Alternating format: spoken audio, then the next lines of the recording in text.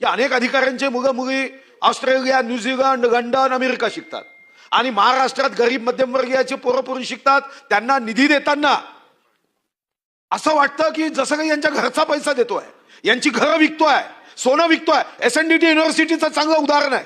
मुलींच्या शिक्षणासाठी करतोय. पैसे देताय का? 200 कोटी बजेटमध्ये आहे, वितरित नाही केलंय. CM साहेबांनी सांगितलं.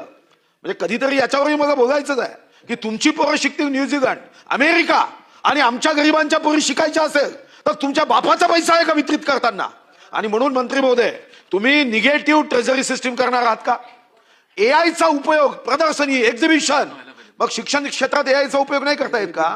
की तुम्हाला आर्टिफिशियल इंटेलिजन्स, कृत्रिम बुद्धिमत्ता, कारण आता माणसाच्या बुद्धिमत्ता कमी झाली, आता आपल्याला आर्टिफिशियलच वापरावी लागणार आहे.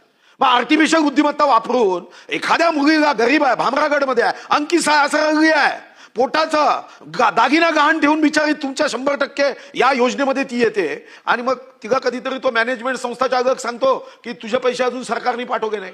अध्यक्ष महाराज, सरकारचे पैसे एकदम परफेक्ट टाइमला जावे यासाठी आर्टिफिशियल इंटेलिजन्सचा उपयोग करता येणार नाही का? फक्त कॉलेजमध्ये शिकवायचं का? आता आम्ही तर आमचे ज्ञान कमी पडताय, जगातील विद्यापीठ आणतोय.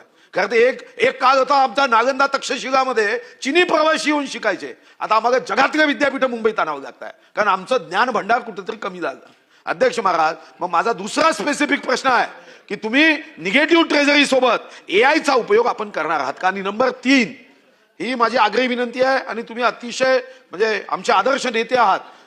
तुम्ही आज एक विधानसभेत आश्वासन देऊन टाका की आउटलेचं वितरण दर अधिवेशनाला, तुमचा आउटले एकदा मंजूर झाला, नियत आहे की दर अधिवेशनाला वित्त विभागाने किती पैसे दिले याचा अहवाल पटलावर ठेवत जा. म्हणजे आमच्या लक्षात येईल की मुलीं बेटी बचाव बेटी पढाव हे सन्माननीय युगपुरुष नरेंद्र मोदीजींच्या विरोधात कोण कोण अधिकारी आहे हे आपल्याला लक्षात येईल. आणि म्हणून पटलावर माहिती देत जा की योग्य क्षणी हे आम्हाला इतकेच पैसे वित्त विभागाने दिले आणि SNDTचे पैसे वितरित कधी करतायत एवढं सांगा.